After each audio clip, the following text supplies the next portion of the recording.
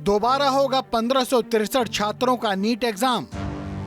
NTA ने grace marks को किया खत्म। पिछले कई दिनों से national eligibility cum entrance test यानी नीट में गड़बड़ी और धांधली को लेकर जो बवाल मचा था, उस विवाद पर ब्रेक लग गया है। Medical entrance exam UG NEET 2024 में गड़बड़ी के आरोपों के बीच नेशनल टेस्टिंग एजेंसी ने बड़ा कदम उठाते हुए ग्रेस मार्क्स वापस लेने का फैसला किया है। यानी 1563 स्टूडेंट्स का नीट स्कोर कार्ड रद्द करने के फैसले के बाद प्रदर्शन कर रहे छात्रों को राहत मिली है। एनटीए की तरफ से सुप्रीम कोर्ट में कहा गया है कि इन 1563 छात्रों के लिए फिर से परीक्षा आयोजित की जाएगी, जिसके बाद नीट विवाद पर सुप्रीम कोर्ट ने बड़ा फैसला सुनाते हुए ग्रेस मार्क पाने वाले छात्रों का रिजल्ट रद्द कर दिया है। कोर्ट ने कहा है, ग्रेस नंबर पाने वाले छात्रों के पास दो ऑप्शन होंगे। पहला तो ये कि छात्र दोबारा परीक्षा दें या फिर 4 ग्रेस नंबर छोड़कर नई रैंक को माने।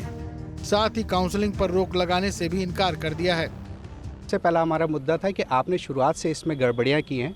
जैसे आपने इसका रजिस्ट्रेशन रीओपन किया है 2 दिन के लिए, उसका आपने कोई हमारे पहले से कोई नोटिफिकेशन नहीं इशू किया। दूसरा इशू हमने ये रेस किया था कि जो आपने ग्रेस मार्क्स पेपर लीक का इशू था और तीसरा ग्रेस मार्क्स का इशू था।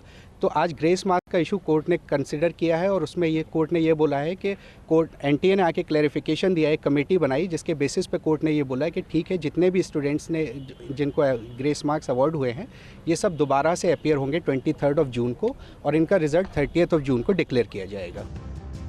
इस मामले में फिजिक्स के टीचर अलख पांडे नीट विवाद में मेडिकल छात्रों की ढाल बनकर खड़े हैं। उनकी दायर याचिका पर ही सुप्रीम कोर्ट ने फैसला सुनाया है।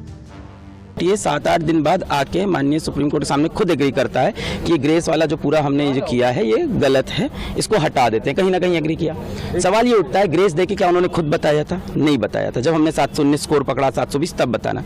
तो क्या एनटीए और भी ऐसे बहुत चीजें करता है जो हमें पता नहीं चलती? क्या और डिस्पेरेंसीज है जो एक बार हमें अंदर घुस के देखनी चाहिए? ये तो पकड़ा गया 719 720 से, क्या ऐसे और भी मामले हो सकते हैं? तो कहीं ना कहीं ट्रस्ट का इशू है। दूसरा पेपर लीक का जो मुद्दा है वो ओपन है, उस पर सुनवाई होती रहेगी। और आज माननीय सुप्रीम कोर्ट में जजेस ने खुद बोला कि मान लेते हैं काउंसलिंग हो गई, मान लेते हैं एडमिशन भी हो गया और तब कुछ प्रूफ होता है तो we have all the parts. वहीं सुप्रीम कोर्ट के फैसले के बाद वाराणसी के कई छात्र ग्रेस मार्क के 1563 अभ्यर्थियों के परीक्षा फिर से करवाने के फैसले से सहमत नहीं हैं। उनका कहना है कि पूरे परीक्षा में ही धांधली हुई है।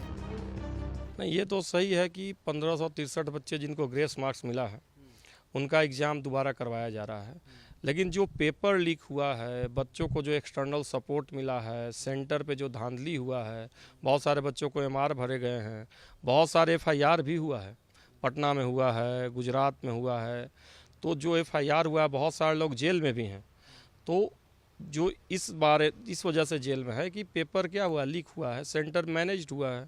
इसके बारे में सुप्रीम कोर्ट को कुछ सोचना चाहिए और हमारे हिसाब से सारे बच्चों का रीनीट करवाया जाए, फ्रेश करवाया जाए पेपर, ताकि कम से कम जो लोग धांधली में हैं वो क्या हैं बाहर आ जाएं और आगे से ऐसा कोई कर ना सके। क्योंकि 1530 बच्चों की वजह से ठीक है, कुछ बच्चों के 700 नंबर आए हैं, लेकिन जो 4 से 5 गुना रैंक बढ़ा है, जैसे 650 पे पिछली बार रैंक था 8000, इस बार रैंक है लगभग 30,000, जो 4-5 गुना रैंक बढ़ा हुआ है, उसमें 1563 बच्चों का बहुत ज़्यादा रोल नहीं है।